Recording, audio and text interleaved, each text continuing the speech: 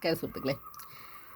എന്നോട് പലരും ചോദിക്കും, അതായത് എന്തിനാണ് നിങ്ങൾ ഈ മല്ലപ്പള്ളിയിൽ നിന്ന് കട നിർത്തിയിട്ട് വീട്ടിലേക്ക് മാറിയത്, അല്ലെങ്കിൽ എന്തിനാണ് മല്ലപ്പള്ളി കട നിർത്തിയതെന്ന് പലരും എന്നോട് ചോദിക്കുന്നൊരു ചോദ്യമാണ്. അതായത് ഹൃദയഭാഗത്ത് തന്നെയാണ് എൻ്റെ കട, അത്യാവശ്യം കസ്റ്റമേഴ്സുണ്ട്, അത്യാവശ്യം ഈ പറഞ്ഞ പോലെ വർക്കൊക്കെ ഉണ്ട്, പിന്നെ എന്തിനാണ് മാറിയത് എന്ന് ചോദിച്ചു. പ്രത്യേകിച്ചും സ്പോക്കൺ ഇംഗ്ലീഷ് ക്ലാസ് മല്ലപ്പള്ളിയിലല്ലേ കുറച്ചുകൂടെ നല്ലത് എന്നൊക്കെ എന്നോട് ഒരുപാട് ആൾക്കാർ, എന്നെ ഇഷ്ടമുള്ളവരും ഇഷ്ടമില്ലാത്തവരും ഒക്കെ ചോദിച്ചു.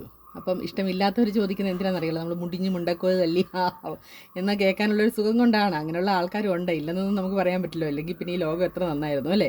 അപ്പോൾ അങ്ങനെയുള്ളവരുമുണ്ട്. അപ്പം അങ്ങനെ ചോദിച്ചുമ്പം ഞാൻ പറയും എൻ്റെ ഇഷ്ടത്തിന് എനിക്ക് നിർത്തണമെന്ന് തോന്നി ഞാനങ്ങ് നിർത്തി.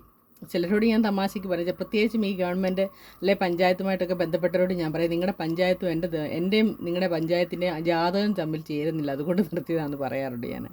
ഒരു പരിധി വരെ സത്യമാണ്. കാരണം ഒരു ഈ പറഞ്ഞ പോലെ ഭരണസമിതി കയറിയാലും ഈ പറഞ്ഞ പോലെ അവരുമായിട്ട് എനിക്ക് എന്തെങ്കിലുമൊക്കെ ഉടക്കേണ്ടി വന്നിട്ടുണ്ട്. അവസാനം വന്ന വിദ്യ ചേച്ചിയൊക്കെ ആയിട്ട് മാത്രമേ ഉള്ളൂ എനിക്ക് അങ്ങനെ ഒരു സംഭവം ഉണ്ടാവാതിരുന്നത്.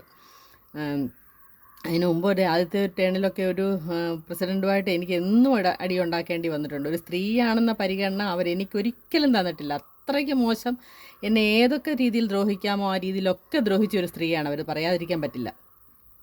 പറഞ്ഞു വരുന്നത്, ഒരു പ്രാവശ്യം എനിക്ക് രാവിലെ വർക്കുണ്ട്.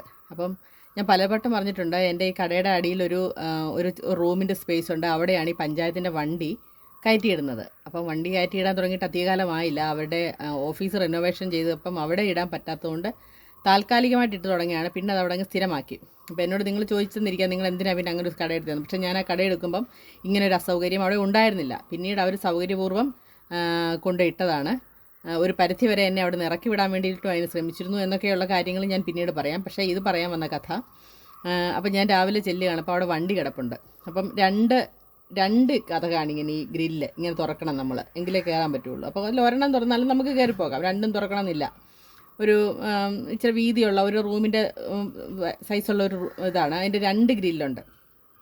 ഒരെണ്ണം തുറന്നാലും മതി. അപ്പം ഈ ജീപ്പ് ഇടുന്ന ദിവസം നമുക്ക് ഒരെണ്ണം തുറക്കാനുള്ള സ്പേസേ കിട്ടുള്ളൂ, മറ്റേത് ഈ ജീപ്പ് എടുത്താലേ നമുക്ക് അതോടെ തുറക്കാൻ പറ്റുള്ളൂ.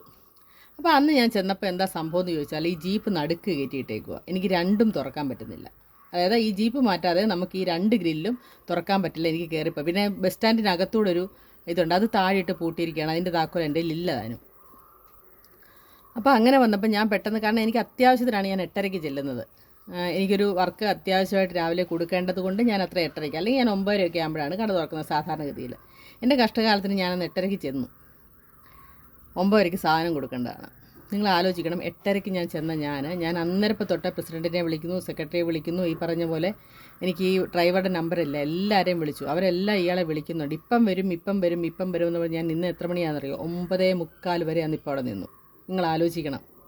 അതും എന്നിട്ടും അവൻ വരുന്ന വരവൊന്ന് കാണേണ്ടതാണ്. ഞങ്ങളൊക്കെ നോക്കി നിൽക്കുകയാണ്, ഞാനും അപ്പുറത്തെ വണ്ടിക്കാരും എല്ലാം ഇങ്ങനെ.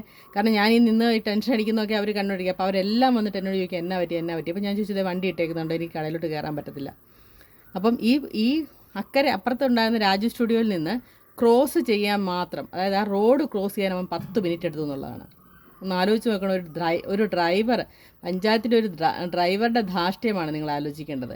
എന്നിട്ടും അത് തുറക്കുക. അപ്പോൾ എൻ്റെ ഈ സങ്കടവും ദേഷ്യത്തിന് ഞാൻ എന്തൊക്കെയോ പറഞ്ഞു, താൻ എന്നെ ഓർത്തിട്ടാണോ എനിക്ക് പണി ചെയ്യേണ്ടത്, അങ്ങനെയൊക്കെ ഞാൻ കുറേ എന്തൊക്കെയോ പറയുന്നുണ്ട്. അവിടെ എന്നവരെല്ലാം പറയുന്നുണ്ട്. ഇവൻ എന്നിട്ടും ഈ വണ്ടി മാറ്റാൻ ഉദ്ദേശമില്ല. ഇവൻ ഉടനെ സെക്രട്ടറി വിളിക്കുകയാണ്, സാറേ എന്നെ ഇവർ എന്തൊക്കെയോ ഏതാണ്ടൊക്കെ ചീത്ത വിളിക്കുന്നു എന്നൊക്കെ പറഞ്ഞിട്ട് സെക്രട്ടറിയെ വിളിക്കുകയാണ്. സെക്രട്ടറി പറഞ്ഞ് പെട്ടെന്ന് വണ്ടി മാറ്റി കൊടുക്കുന്ന അയാൾ പറഞ്ഞു കാണുമായിരിക്കും. 9:45, അതായത് അയാൾക്ക് പ്രസിഡൻറ്റിനെ വിളിക്കാൻ വേണ്ടിയിട്ട് അയാളുടെ വീട്ടിൽ പോയി പ്രസിഡൻറ്റിനെ കൊണ്ട് പഞ്ചായത്തിൽ കൊണ്ടുവിടണം. അപ്പോൾ അയാൾ 9:45 വണ്ടി എടുത്തിട്ട് 5 മിനിറ്റ് പോകാനുള്ള യാത്രയുള്ളെന്ന് തോന്നുന്നു, എടുത്ത് അപ്പോൾ വണ്ടിയിൽ പഞ്ചായത്തിൽ 10 മണിയാകുമ്പം പ്രസിഡൻറ്റിനെ കൊണ്ടുവിടണം. അപ്പോൾ അയാൾ എപ്പോഴാണോ ദിവസവും വണ്ടി എടുക്കുന്നത് ആ സമയത്തിന് മാത്രമാണ് ഈ സ്റ്റാഫ് വന്നത്. നോർത്ത് നോക്കണം. അത്രയ്ക്ക് അഹങ്കാരം പിടിച്ച സാധനങ്ങളൊക്കെയാണ് ഇതിനകത്തിരിക്കുന്നത്. പിന്നെ എങ്ങനെ നന്നാവാനാണ്? പിന്നെ ഈ 5 ദിവസം കൂടെ ഒക്കെ ആക്കിയിട്ട് ഇവർ എന്നാ പണി ചെയ്യാനാണെന്നായി പറയുന്നത്. ഒരുപാട് കഥകളുണ്ട് പറയാൻ, ഒരുപാട് കഥകൾ. ഇതിൻ്റെ അഴിമതിയും എനിക്ക് പഞ്ചായത്തുമായിട്ട് ബന്ധമുള്ളതുണ്ട്. പിന്നെ കൃത്യമായിട്ട് ജോലിക്ക് വരുന്ന ഒരു കൂട്ടരെ ഗവൺമെൻറ് സർവീസിൽ എനിക്കറിയാം. അത് KSRTC ഡ്രൈവർമാരും കണ്ടക്ടർമാരുമാണ്. അതിനകത്ത് സംശയമില്ല. കാരണം കൃത്യസമയത്ത് അവർക്ക് വണ്ടി എടുക്കണം. അവരെ ഞാൻ കുറ്റം പറയത്തില്ല. കാരണം അവർ കൃത്യസമയത്ത് വരും. കൃത്യസമയത്തിന് മുമ്പേ വന്ന് അവരുടെ കാര്യങ്ങൾ ചെയ്യും. അവർ മാത്രമേ ഉള്ളൂ. വേറെ ഒരു ഓഫീസിലും കൃത്യം 10 മണിക്ക് എന്നാൽ അവിടെ ആരെങ്കിലും തൂത്തുവാരുന്ന ചേച്ചിയോ എല്ലാം കാണുന്നില്ല. വേറെ ആരെങ്കിലും അവിടെ ഉണ്ടാവുമെന്ന് എനിക്കൊരു ബോധവുമില്ല. അപ്പം ഇതേ ഡ്രൈവർ ഒരു ദിവസം വണ്ടി, ഞാൻ കടയടച്ചിട്ട് വരുമ്പം വണ്ടി ഓണായി കിടക്കുകയാണ്. അപ്പോൾ എന്തോ ശബ്ദം കേട്ട് ഞാൻ നോക്കിയപ്പോൾ വണ്ടി ഓണായി കിടക്കുകയാണ്.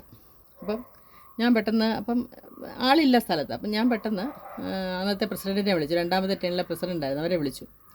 അവരെ വിളിച്ചിട്ട് ഞാൻ പറഞ്ഞതേ, അപ്പോൾ അല്ലാതെ അവരതുവഴി കടന്നു വന്നു. അപ്പോൾ ഞാൻ പറഞ്ഞത് നിങ്ങളുടെ വണ്ടി ഓണായി കിടക്കുക എന്ന് പറഞ്ഞു. അപ്പോൾ അവർ നോക്കിയപ്പോൾ ശരിയാ, വണ്ടി ഓണായി കിടക്കുക. അപ്പോൾ ഞാൻ പറഞ്ഞു ഡ്രൈവറെ വിളിക്കാതെ.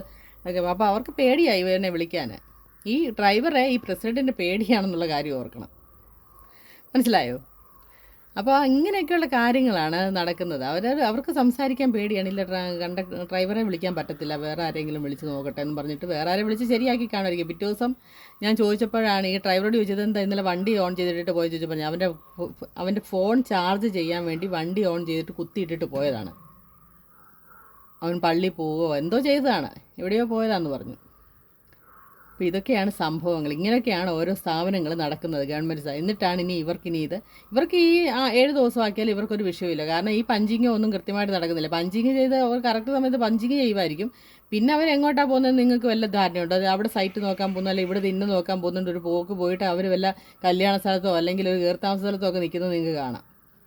അല്ലാതെ ഇതൊന്നും നന്നാവാനുള്ള പോക്കൊന്നുമല്ല. ഇത് നന്നാവാൻ വേണ്ടിയിട്ടുള്ള ഒരു നിയമമല്ല ഈ കൊണ്ടുവന്നിരിക്കുന്നത്. ഇത് നമ്മൾ ജനങ്ങളെ ബുദ്ധിമുട്ടിപ്പിച്ച് എത്രയും ബുദ്ധിമുട്ടിപ്പിക്കാവോ അതിന് വേണ്ടിയിട്ട് കൊണ്ടുവന്നവരുടെ അടുത്ത നടപടിയായിട്ട് മാത്രം ഇതിനെ കണ്ടാൽ മതി. അതുപോലെ വേറൊരു സംഭവം കൂടെ ഉണ്ട്. 2 പ്രാവശ്യം ഞാൻ കൈക്കൂലി കൊടുത്ത ഒരു കഥ ഞാൻ നാളെ പറഞ്ഞുതരാം.